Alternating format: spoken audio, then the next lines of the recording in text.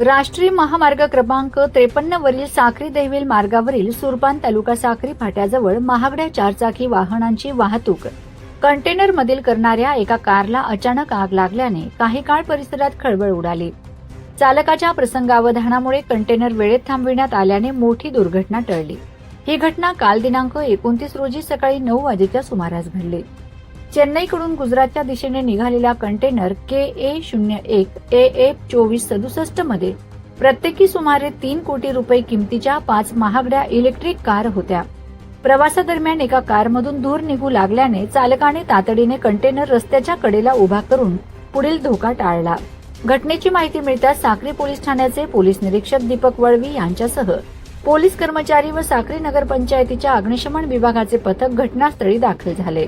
अग्निशमन दलाने तात्काळ आग आटोक्यात आणल्याने इतर वाहनांपर्यंत आग पोहोचली नाही। या कारवाई दरम्यान सुरक्षिततेच्या कारणास्तव काही काळ वाहतूक थांबविण्यात आल्याने दोन्ही बाजूंना वाहनांच्या रांगा लागल्या। या आगीत कंटेनरमधील 3 कोटी रुपये किंमत असलेल्या एका आलिशान कारचे मोठे नुकसान झाले, मात्र इतर वाहने उष्णतेची धग लागल्याने किरकोळ नुकसान वगळता सुरक्षित राहिलीत। आग लागण्याचं नेमकं कारण अद्याप स्पष्ट झालं नसून संबंधित यंत्रणांकडून त्याचा तपास सुरू आहे। चालकाच्या सतर्कते आणि अग्निशमन दलाच्या तातडीच्या कार्यवाहीमुळे संभाव्य मोठी दुर्घटना टळल्याची भावना उपस्थितांनी व्यक्त केली।